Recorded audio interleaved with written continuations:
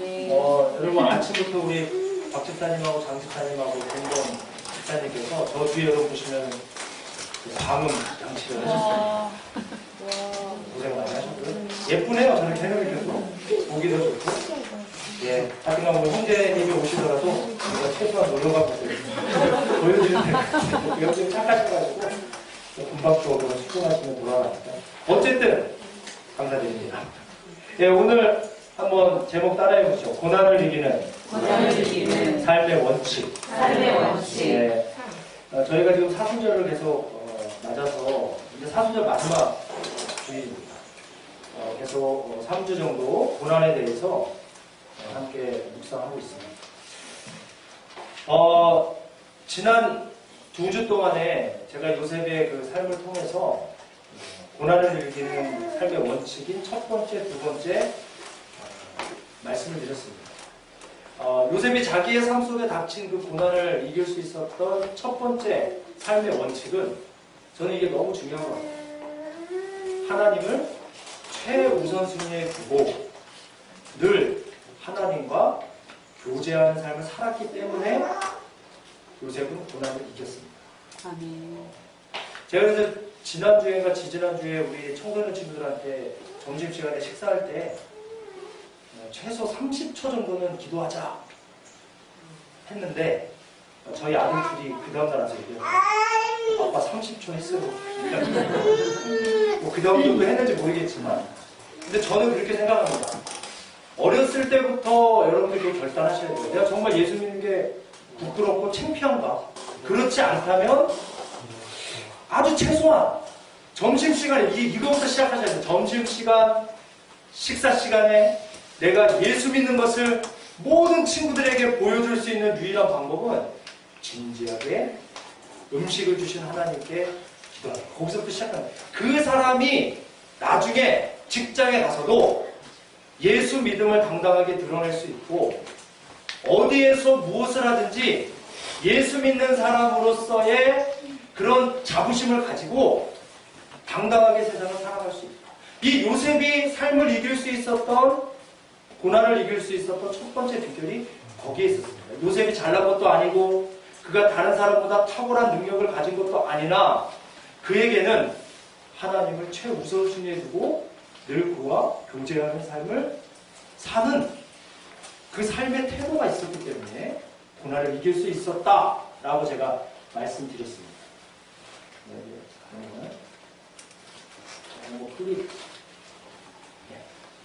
그리고 두 번째로 요셉이 고난을 이길 수 있었던 이유는 요셉은 날마다 자기를 향한 하나님의 선하신 뜻을 생각했다는 거예요.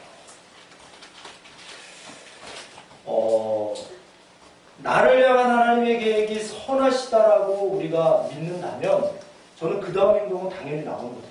하나님의 때를 기다릴 수 있다.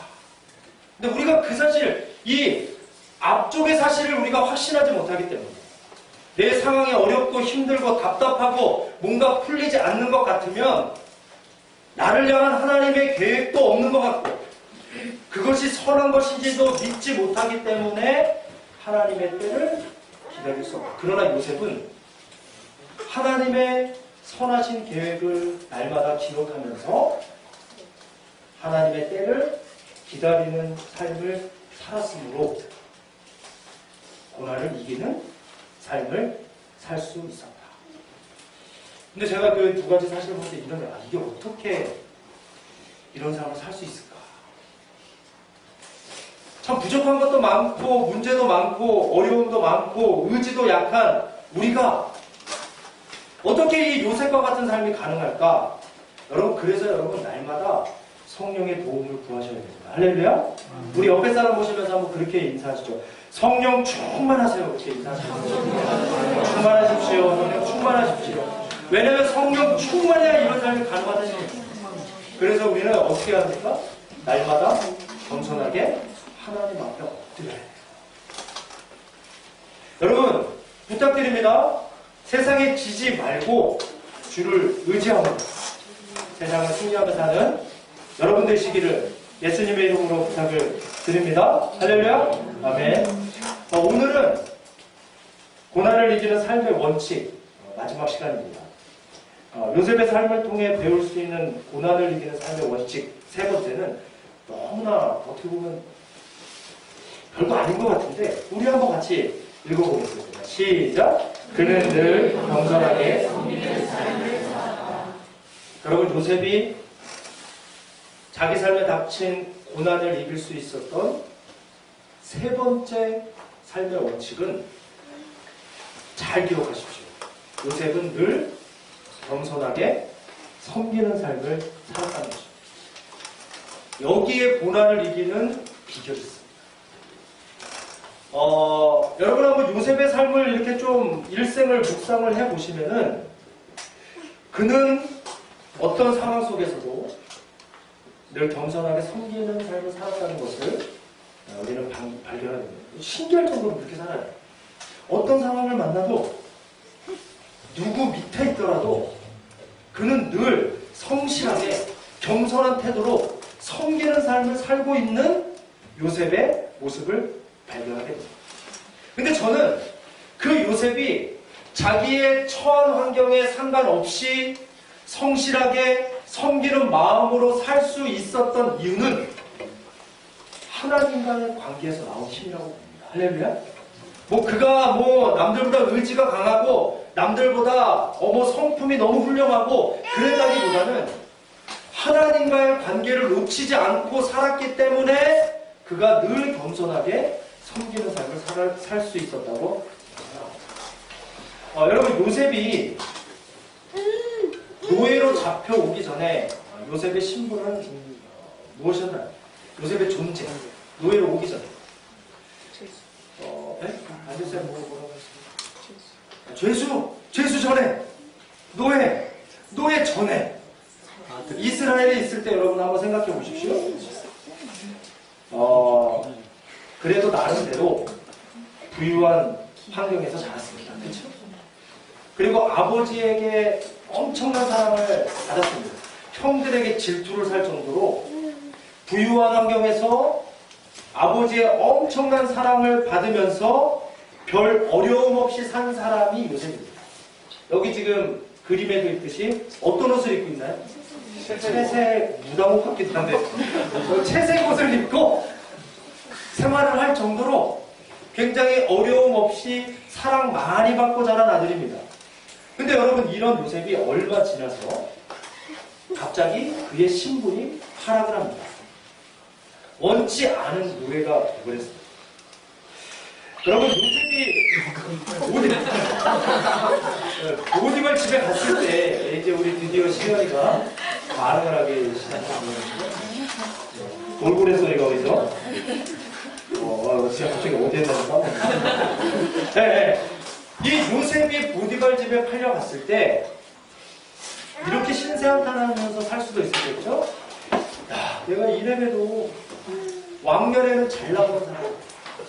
그래도 내가 옛날에는 아버지 사랑받고 채색 옷을 입고 자란 귀한 놈인데 어떻게 내가 이 보디발 집에 와서 이런 노예 일을 해?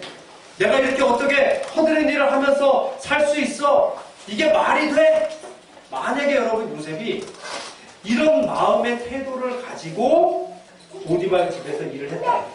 신세한탄하고 자기 연민에 빠지고 불평하고 원망하고 그런 마음의 태도를 가지고 보디발 집에서 일을 했다면 여러분 성실하게 일할 수 있었을까요? 성실하게 못하죠. 마음이 벌써 어두워졌는데 마음에 문제가 생겼는데 당연히 그의 행동도 부정적으로 성실하게 일을 하지 않았을 것입니다.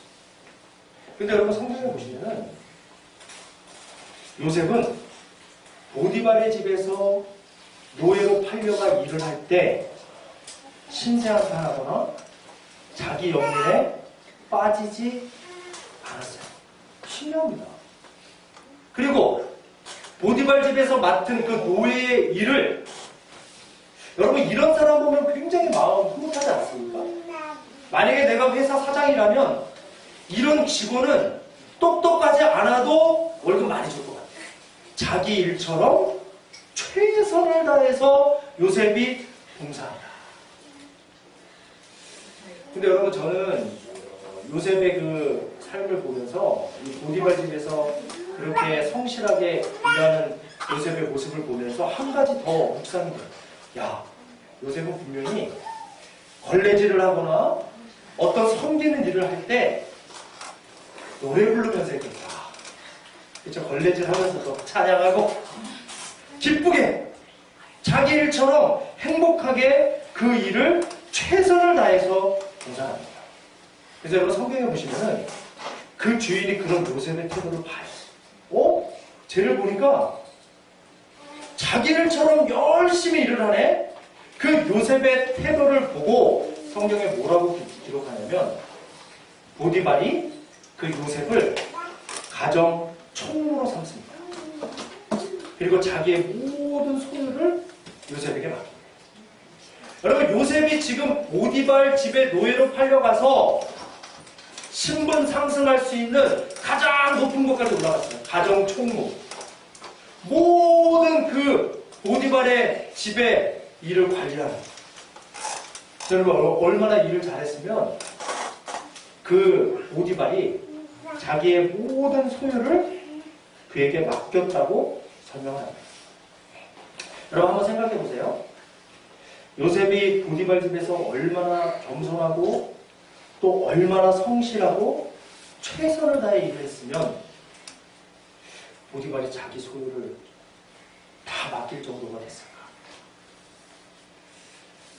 자기가 가진 모든 소유를 다 요셉에게 맡겼다. 여러분 여기에서 우리가 묵상할 수 있는 것은 모르긴 몰라도 요셉은 반드시 그 일을 누구 일처럼 했을 거다? 자기 일처럼 겸손하게. 여러분 보세요. 일을 잘해도 교만해가지고 좀 일을 좀 하고 밑에 사람이 자기를 따른다고 해가지고 교만해져가지고 주인에게 대들고 잘난 척하는 사람은 많은 거 안 맡길 거예요. 그렇죠? 그런데 요셉은 겸손하게 주인의 권위에 순종하면서 일했기 때문에 이런 사람이 가능했을 거라고 생각합니다. 주인의 소유를 다 맡겨도 믿음직스러워. 여러분 제가 여러분께 바랍니다. 여러분들이 어디에 가서 일을 하든지 요셉처럼 주인에게 인정받는 충성된 사람 되시기를 예수님의 이름으로 부탁을 드립니다. 직장 가서도 좀 그렇게 일하자고요.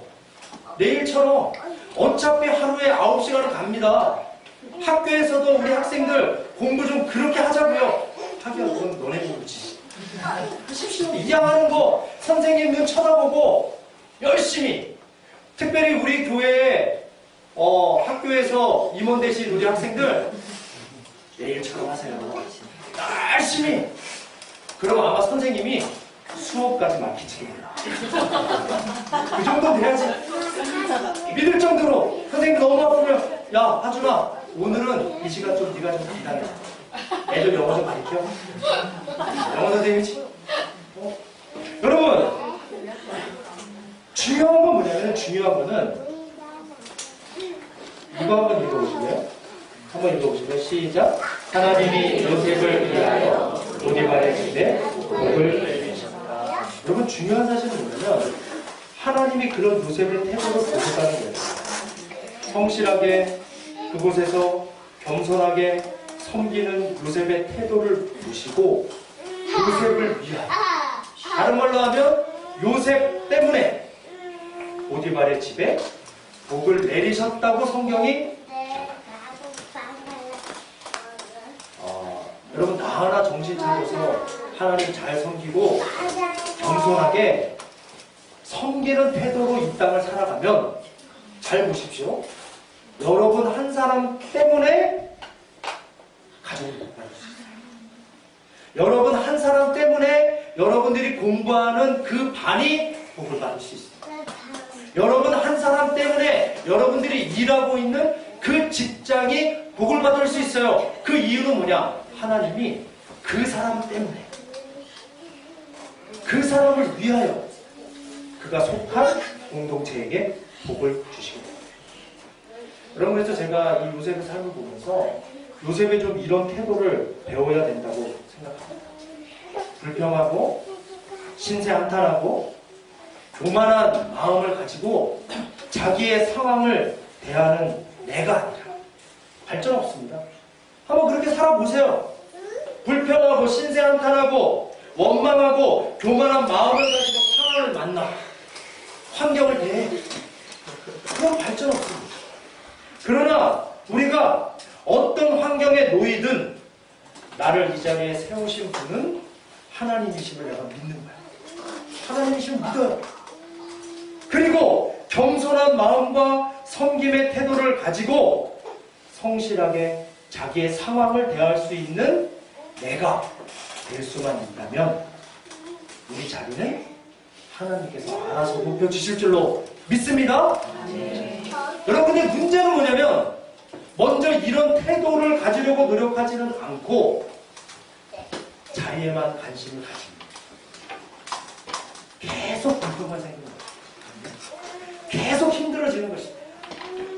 우리가 하나님 앞에 그런 태도를 가지고 그 자리에 연연하지 않고 살면 그런 마음을 가지고 상황을 만나고 그런 환경을 가지고 자기의 처한 환경에서 그런 태도로 살아가다 보면 하나님께서 우리 자리는 알아서 높여주십니다. 여러분 그렇기 때문에 주변 사람들에게 하나님의 은혜를 경험케 하는 복 덩어리로 이 땅을 사는 비결은 대단한 것이 아닙니다. 이 땅을 복 덩어리로 사는 비결은 너무나 단순해요. 환경을 탓하지 않는 것입니다. 주어진 환경에서 겸손한 마음을 가지는 거예요. 아, 하나님이 이런 상사도 이유가 있어서 나에게 붙이셨다. 이렇게 못된 선생님도 이유가 있어서 붙이셨을 것이다. 이렇게 잔소리 많이 하는 부모님도 이유가 있어서 붙이셨을 것이다. 그런 겸손한 마음을 가지고 자기가 할 수 있는 작은 일부터 성실하게 섬기는 삶을 사는 것. 이것이 이 땅의 복덩어리로 사는 비결입니다. 왜냐하면 하나님도 그런 사람을 주는 것입니다. 우리 여원 자매님 이제 부모 선생님 일하시죠? 별별 부모님 많이 만날 거예요. 그럴 때 진짜 성격 까다로운 부모님 만나가지고 그냥 부모 가방 집어던지고 나오지 마시고 내가 그냥 저 사람한테 욕먹으려고 여태까지 4년 동안 공부하고 내가 그 일을 했나? 뭐 일 아니면 내가 할 거 없어? 하고 집어 던지고 나오지 말고 겸손한 마음을 가지고 하나님이 이 자리를 허락하심을 믿고 작은 것부터 성실하게 어머니 죄송합니다. 제가 더 열심히 할게요. 더 성실하게 하겠습니다. 작은 것 하나부터 섬기는 삶을 사는 것. 여러분 이것이 우리가 이 땅을 복음으로 사는 거예요. 그럼 하나님 그 사람 주목하신다. 그리고 그를 위하여 그 사람 때문에 주변 사람도 복을 받을 수 있도록 은혜 주신다는 사실. 여러분 잊지 마시기 바랍니다. 여러분 그런데 요셉을 보면요.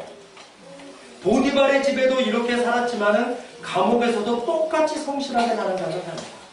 창세기 39장 20절로 23절에 보면은 노예로 보디발의 집에 있었을 때와 그리고 감옥에 있었을 때도 똑같은 상황이 나오는데요. 좀 길지만 우리 같이 한번 읽어보겠습니다. 시작. 요셉이 옥에 갇혔으나 여호와께서 요셉과 함께 하시고 그에게 인자를 더하게 하사 간수장이 위에 은혜를 받게 하시매 간수장이 옥중 괴수를 다 요셉의 손에 맡기므로 그 죄한 사물을 요셉이 처리하고 간수장은 그의 손에 맡긴 것을 무엇이든지 살펴보지 아니하였으니 이는 여호와께서 요셉과 함께 하심이라. 여호와께서 그를 범사에 형통하게 하셨다.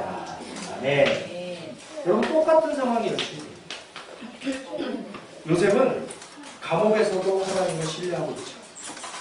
그리고 그는 감옥에서도 섬기는 마음으로 늘 겸손하게 성실히 맡겨진 일에 최선을 다하는 삶을 살고 있습니다. 그 결과 어떻게 됐나요?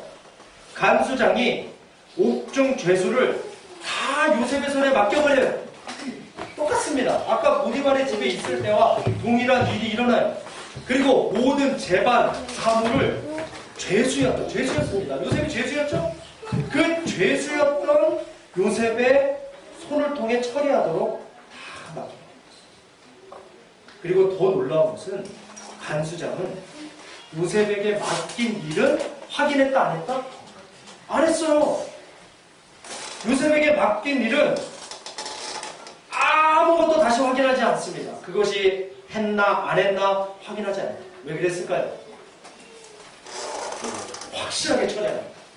요셉에게 맡기면 문제없이 그 간수장이 원하는 대로, 아니 그 이상으로 성실하게 모든 일을 잘 처리하니까 다시 묻지 않아요. 죄송합니다.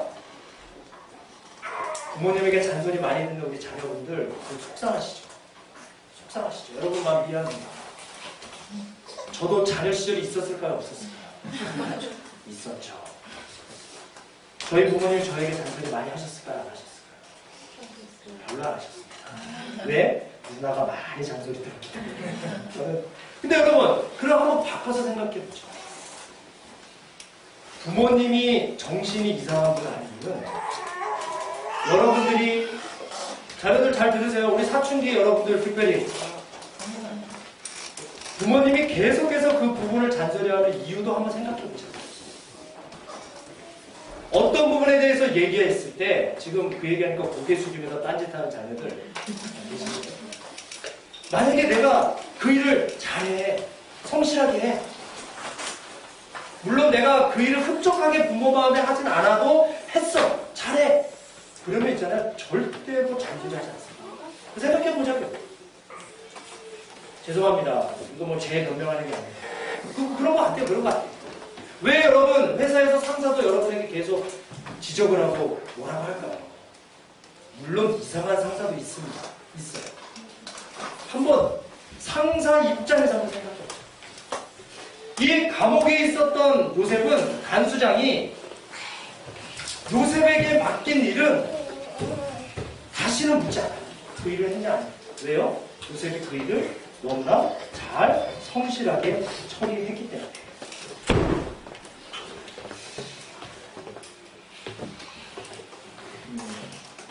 여러분, 특히 지난번에 저희가 시편 105편 말씀을 제가 읽었는데, 거기에 보면 요셉이 감옥에 있었을 때의 상황에 대해서 이렇게 설명을 합니다. 그 발이 착고에 상하며 그 몸이 쇠사슬에 매였습니다. 여러분, 이 표현만 빌려보면은 요셉의 감옥 생활이 편했나요? 육체적으로 굉장히 힘들었다는 것을 우리가 발견하게 됩니다. 거기다 지금 요셉은 선하게 살려고 하다가 감옥에 왔어요. 하나님의 뜻대로 살려고 하다가 감옥에 왔기 때문에 마음에 있는 억울함 때문이라도 섬기기는커녕 부정적인 마음을 가지고 불성실하게 살아야 하는 것이 마땅한 것처럼 보입니다. 억울함 있잖아요. 몸도 불편해. 너무나 힘들어. 여러분, 그러나 성경의 증언을 보면 요셉은 자신의 상황이 어려워졌음에도 불구하고 거기에 굴복하지 않습니다. 그 중요한 거예요. 상황이 어려워요. 육체적으로 힘듭니다. 마음에 억울함도 있으나 그는 그 상황에 굴복당하지 않고 오히려 반대 정신을 가져요. 더 겸손하게, 더 성실하게 섬기는 삶을 살아갔다고 증언합니다. 제가 계속해서 말씀드리지만 이것은 하나님과의 친밀함 속에서 나오는 그리스도인의 태도인 것이죠. 여러분, 요셉은 이렇게 고난 속에서도 어둠을 묵상하지 않았다는 거예요. 오히려 겸손하게 섬기는 삶을 선택하고 살았기 때문에 외부적으로는 여전히 고난이 있습니다. 그러나 고난에 묻히지 않고 고난 속에서도 자기 길을 계속해서 걸어가는 승리의 삶을 살 수 있었던 것입니다. 여러분, 그런데 여기서 한 가지 더 생각해 볼 일은 요셉이 보디발 집에 있었을 때도 그렇고 지금 감옥 속에 있을 때도 그렇고 어떤 일을 맡아서 성실하게 일하는 것은 쉬울 수도 있습니다. 그렇죠? 일 자체는 쉬워요. 노동은 신성하잖아요. 일 자체는 쉬울 수 있습니다. 제가 여러분께 한번 질문해 볼게요. 사람이 하는 일 중에 가장 힘든 일은 뭘까요? 가장 힘든 일이 뭘 것 같아요? 하기 싫은 거 하는 거, 아우 싫다, 진짜 싫어요. 여러분, 사람이 하는 일 중에 가장 힘든 일이 뭘까? 한번 생각해 보셨어요? 제가 말씀드릴게요.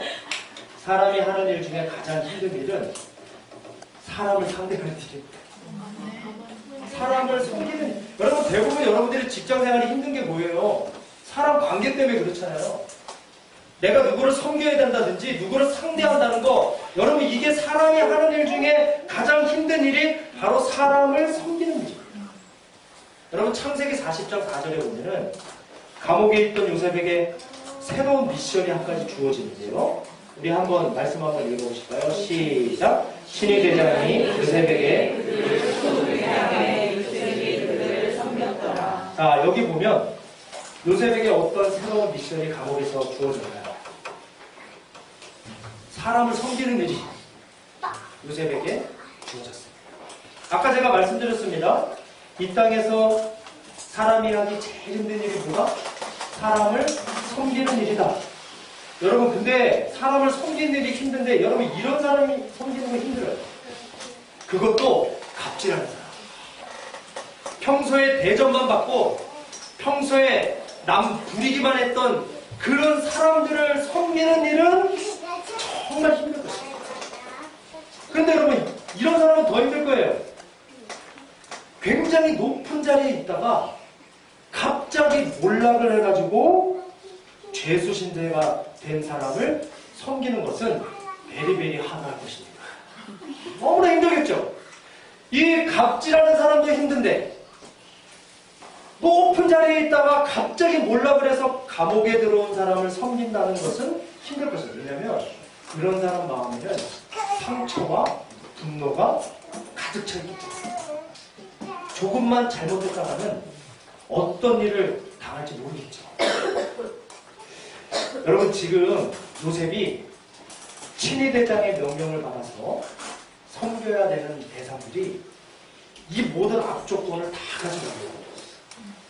평소에 갑질했던 사람들, 높은 자리에 있다가 갑자기 몰락을 해서 감옥에 들어온 사람들을 지금 요셉이 섬겨야 되는 거예요. 여러분, 만약에 여러분들이 이런 사람들을 섬겨야 된다면, 이런 미션과 이런 프로젝트가 여러분에게 주어졌다면 여러분이 어떻게 생각해요? 제대로 피하고 싶겠죠? 근데 상사 명령이니 안 할 수는 없겠죠. 그러면 어떤 태도로 이런 사람들을 섬길까요? 그냥 대충, 그쵸? 적당히. 그냥 특별히 상사 눈에 안 날 정도로만 섬길 것입니다. 근데 여러분, 성경에 보면은 요셉은 어떻게 섬겼냐면 이런 표현이 있어요. 이른 아침부터 요셉은 섬기기 위해서 그들에게로 갔다. 여러분, 제가 묻습니다. 여러분, 하기 싫고 만약에 가기 싫으면 어떻게 되나요? 아침에 빨리 일어나서요? 민기죠. 여러분, 오늘 혹시 주일 아침에 그러신 거 아니에요? 이거 안 가시는 거 같고, 안 가면 막 하나님한테 벌 받을 것 같고, 아니면 목사님이 전화할 것 같고, 그래서 막 하기 싫고 가기 싫고, 월요병 있잖아요, 그쵸? 월요일 되면 그래서 가긴 가요. 정각 맞춰서. 근데 여러분, 요셉은 보십시오. 그런 사람을 섬겨야 됨에도 불구하고 요셉은 지금 이른 아침부터 섬기기 위해 갔다고 성경이 말하고 있어요. 그리고 또 한 가지 보면 제가 좀 놀란 것은 이른 아침에 가서 그들을 섬길 때 그들의 얼굴빛을 유심히 살펴봤다는 거예요. 오늘은 저 어르신이 뭐 불편한 것이 없으신가? 몸 상태는 괜찮으신가? 상태가 좋으신가? 이것들을 섬기는 내내 그 사람들의 얼굴빛을 유심히 살펴볼 정도로 요셉은 성실하게 그 사람들을 섬기고 있습니다. 여러분, 제가 또 한 가지 질문합니다. 앞에 보십시오. 감옥에서 사람을 섬길 때 가장 잘 섬길 수 있는 방법은 뭘까? 감옥에 안 가봤으니까 우리 감옥에서 사람을 섬길 때 제일 잘 섬길 수 있는 방법은 뭐라고 생각하세요? 안 가봤죠? 발 잘 닦아주고, 그죠? 아니면 뭐 맛있는 밥상 잘 차려서 끼리 거리지 않고 대접해 주는 거? 뭐 이것보다 여러분 감옥에서 제일 사람을 잘 섬길 수 있는 방법이 이거라고 해요. 한번 읽어볼까요? 시작!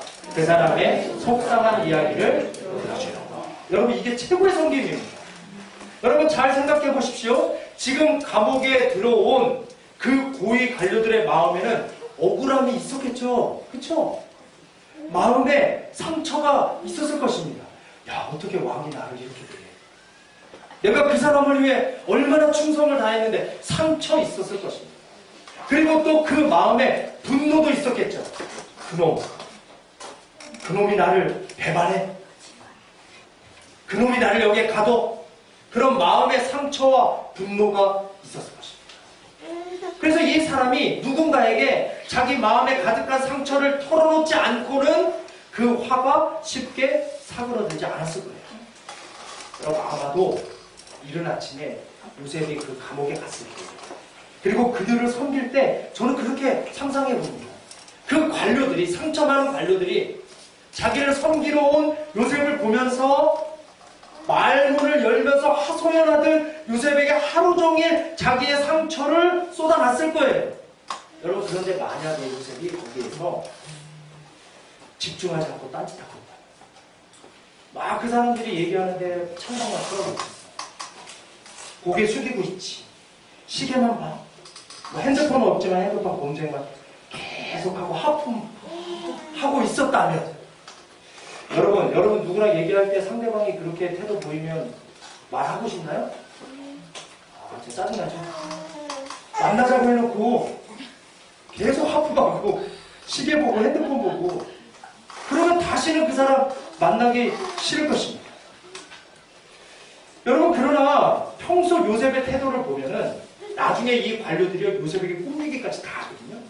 그런 태도를 보아 그는 분명히 그 사람들이 하소연을 할 때 맞장구 쳐졌을 것 같아요. 어머머머. 그런 일이 있었어요. 대단하시네요. 정말 속상하시겠어요. 그놈 진짜 나쁜 놈이네요. 하고 그렇게 맞장구 쳐주면서 잘 경청했겠죠? 여러분, 이 가운데 지도자 여러분, 지도자는 80%는 듣는 것입니다. 그리고 20%만 말하세요. 그래도 충분히 위로가 됩니다. 우리 상담하시는 상담사 여러분 80%는 들으십시오. 또 원리 있잖아요. 20%만 말하십시오. 왜냐하면 80% 말하는 동안 스스로 상처도 해결되고 스스로 문제점의 해결책도 찾아내고 다 20%를 뭐 하시는 거? 안 됐다. 정말 그랬어. 어떡하냐. 기도해 줄게. 여러분 요셉이 이렇게 잘 경청했다고요. 그랬으면 그 사람들이 더 신나서 요셉에게 얘기했을 것입니다. 그럼 한번 생각해 보세요. 정치하던 사람들이 감옥에 들어와서 어떤 불평했을까요? 내가 된장찌개를 끓였는데 너무 짰어. 뭐 이런 거 불평할까요? 정치하던 사람이니까 당연히 들어와서 정치와 관련된 일 얘기했겠죠. 그리고 경제 얘기했을까요? 애국 군사 얘기했을까요? 또 애국의 사회 얘기도 했겠죠? 정치인들이니까.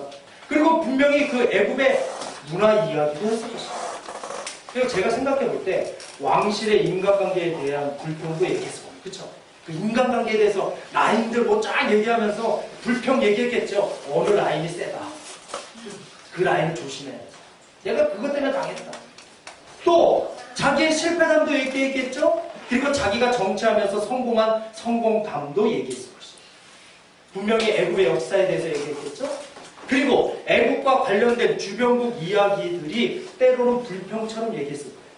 그리고 때로는 자랑처럼 많이 섞여 나왔습니다. 여러분 요셉이요.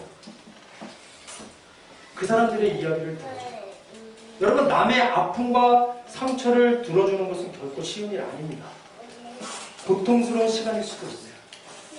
그것도 나와 관심 없는 주제에 대해서 막 얘기하면 여러분 듣기 좋으세요? 주제랑 전혀 상관없어요. 뭐 원자력 얘기도 하고 뭐 분자 얘기하고 미분 적분 만약에 저한테 1시간 동안 내가 이걸 못 풀어서 너무나 속상해서 이 얘기를 1시간 해도 야 목사니까 들어주십니다. 그렇죠? 근데 근데 자기랑 상관없는 주제에 대해서 얘기하면 분명히 그 시간은 고통스러울 거예요. 여러분, 요셉도 그들의 넋두리 이야기를 들어주면서 그냥 봉사한다고 생각했을 거예요. 그렇죠? 섬긴다고 생각했을 거예요. 이렇게 생각했겠죠. 뭔 소리인지 모르겠지만 참고 들어주자. 그래, 끄떡끄떡. 네, 좋으셨겠네. 그래, 얼마나 마음속에 쌓인 게 많으면, 그래, 내가 예수님, 하나님 생각하고 섬기자. 그냥 이 시간을 참자, 섬기자, 봉사하는 시간으로만 생각했을 것입니다. 여러분, 그런데 우리가 한번 좀 더 다르게 생각해보죠. 결과적으로 보면 요셉은 그 관리들을 통해 자기도 모르게 앞으로 애굽 총리가 되기 위한 특별 쪽집게 가해를 감옥에서 받은 것입니다. 여러분, 애굽의 정치, 경제, 군사, 역사, 왕실의 관계 이런 얘기들을요, 만약에 요셉이 돈 주고 배우려고 하면 엄청난 돈을 들여서 배웠을 거예요. 그러나 그냥 감옥에서 들은 거예요. 그런데 지금 요셉은 자기는 섬긴다고 생각했습니다. 아무 의미 없는 시간 같았어요. 그냥 봉사한다고만 생각했는데 하나님이 이 시간을 허락하신 이유가 있겠지. 예수를 믿는 마음으로 그냥 섬기기만 한 것인데 그것이 애굽 총리가 되기 위한 쪽집게 가해를 받는 시간이 됐다. 여러분, 왜 그러냐면 제가 증명합니다. 나중에 요셉이 석방되잖아요. 그리고 그 바로 앞에 섰을 때요, 요셉이 이미 애굽의 정세를 다 파악하고 있었어요. 어디서 배웠을까? 감옥에서 배운 거예요. 이미 그는 나라 정책 중에 무엇인지를 정확히 지적해요. 어디서 배웠을까요? 감옥에서 배운 거예요. 또 어떤 인물이 어떤 위치에서 어떤 잘못을 하고 있는지도 그는 다 파악하고 있습니다. 어디서 배웠는지. 여러분, 바로 요셉은 겸손한 태도로 남의 속상한 이야기를 잘 들어주는, 다시 말해서 섬기는 삶을 통해 자기도 모르게 애굽에 준비된 총리로 준비되어 가고 있었던 것입니다. 여러분, 또한 보디발의 집에서 섬김의 마음을 가지고 자기 것인 양 보디발의 가정 경제를 잘 운영했던 요셉은 그것도 그냥 봉사라고 생각한 거예요. 뭐 그런 생각이 있을까요? 자기가 자기 미래에 어떻게 될지를 예상하고 내가 이 일을 한다. 아니었어요. 그냥 최선을 다해 그 일을 했는데 사실은 그것도 미래에 애굽 전체 재정을 막기 위해서 미리 레슨을 받은 격이 되었다. 여러분, 잘 들으십시오. 이것이 바로 섬기는 삶 속에 있는 하나님의 축복입니다. 이것이 섬김이라는 그 행동 속에 숨겨져 있는 하나님의 축복입니다. 내 상황이 지금 어려워도 또 섬기는 대상이 누구든지 상관없이 그 상황을 허락하신 분이 하나님이심을 내가 믿으면서 겸손함과 섬기려는 마음의 태도를 가지고 성실하게 주어진 일에 최선을 다해 섬기는 삶을 살다 보면 하나님께서 고난을 이기게 해주실 뿐만 아니라 모든 것이 합력해서 선을 이루시는 하나님의 은혜를 경험하게 해주신다. 여러분, 여러분의 삶의 태도는 어떠신가요? 어떤 일을 맡게 되었을 때 요셉같이 하나님을 의지하면서 겸손하게 섬기려는 태도를 가지고 일을 하려고 하시나요? 아니면 불평하면서 불성실한 태도로 일을 할 때가 많으신가요? 여러분, 우리 각자는 이 땅을 살아가면서 감당해야 될 역할이 있습니다. 아마 어떤 분은 부모로서의 역할을 감당해야 될 거예요. 어떤 사람은 학생으로서의 역할을 감당해야 될 사람이 이 가운데 있을 것입니다. 어떤 사람은 직장인으로서의 역할을 감당할 사람이 있을 것이고, 우리 모두는 하나님의 교회를 섬기는 교인의 역할을 감당할 상황에 놓일 수도 있을 것입니다. 여러분, 그러나 분명한 것은 우리가 어떤 역할을 감당하든지 나에게 주어진 환경을 불평하면서 신세한탄하면서 야, 내가 이 애 이거 키우려고 4년제 대학을 나왔어. 내가 이 말 안 듣는 아이들을 키우려고 30몇 년을 산 거야? 내가 이 시집도 말 안 듣는 남편을 섬기려고 우리 엄마가 나를 이렇게 피아노 레슨도 가르치고 이거 했나? 그렇게 주어진 환경에 불평하면서 신세 한탄하고 주변 사람과 심지어 하나님까지 원망하는 교만한 마음을 가지고 산다면 반드시 자신의 상황이나 역할에 대해 불성실한 태도를 보이게 될 것입니다. 왜요? 마음이 어두우니까 불성실한 태도가 나와요. 여러분, 그러면 죄송합니다. 죄송하지만 그런 마음의 태도를 가지고 그런 불성실한 태도로 자기의 환경을 맞닥뜨리면 절대로 고난이라는 깊은 터널에서 빠져나올 수 없습니다. 점점 더 침체 가운데 놓이게 될 것입니다. 여러분, 환경을 대하는 우리의 자세와 태도는 너무나 중요해요. 그러나 만약 우리가 우리의 삶의 태도를 좀 바꾸는 거예요. 비록 고난 속에 있고 내가 원치 않는 환경 속에 있지만 먼저 나를 공격을 해가지고 계속 어둠을 묵상하려고 만드는 사단의 세력을 예수님의 이름으로 먼저 대적해요. 대적하는 것입니다. 왜냐하면 사단이 주는 생각을 묵상하다 보면은 자기의 환경을 묵상하다 보면은 자기의 그 환경을 묵상하다 보면은 연약한 자신만을 묵상하다 보면 마음이 어두워지게 됩니다. 대적해야죠. 그리고 그 환경을 허락하신 분이 하나님을 이심을 신뢰하면서 섬김의 삶을 살면서 힘들지만 자기에게 주어진 역할을 성실하게 최선을 다해 감당해 나갈 수만 있다면 반드시 하나님께서 그 고난을 이기게 해주실 뿐만 아니라 보너스로 그 의미 없는 것 같은 내 삶의 모든 부분들을 사용하셔서 나를 향한 하나님의 선하신 계획을 이루어 주실 줄로 믿습니다. 여러분, 결론의 말씀을 드리겠습니다. 꼭 기억하십시오. 사람은 누구나 이 땅을 살아가면서 고난을 만납니다. 그 고난 속에서 어둠을 묵상하고 바뀌지 않는 환경과 무능력한 자신만을 계속 묵상하면 할수록 우리 마음은 어두워지게 될 것이고요.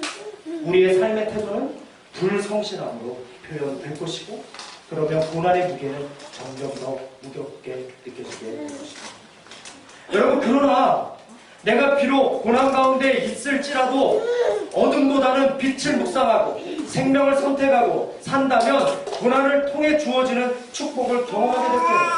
고난이 올 때 이렇게 하십시오. 먼저 하나님과의 관계를 회복하십시오. 왜냐하면 하나님을 최우선순위에 두고 하나님과 교제하는 삶을 살 때 고난을 이길 수 있기 때문에 그렇습니다. 그리고 나를 향한 하나님의 계획이 선하시다는 사실을 여러분 끝까지 믿으십시오. 왜냐하면 하나님의 선하신 계획을 생각하며 하나님의 때를 기다릴 줄 알 때 고난을 이길 수 있기 때문입니다. 그리고 마지막으로 오늘 나에게 주어진 일, 특별히 남을 섬기고 남을 사랑하는 일을 겸손하게 바로 지금부터 시작해 보십시오. 왜냐하면 하나님과의 관계 속에서 나오는 그 믿음을 가지고 어디 가서 일을 하든지 누구를 섬기든지 겸손하게 성실하게 감사하는 마음으로 섬기는 삶을 살 때 고난은 이길 수 있기 때문에 그런 것입니다. 우리 다 같이 한번 두 눈 감아보시죠. 함께 이 시간 기도하겠습니다.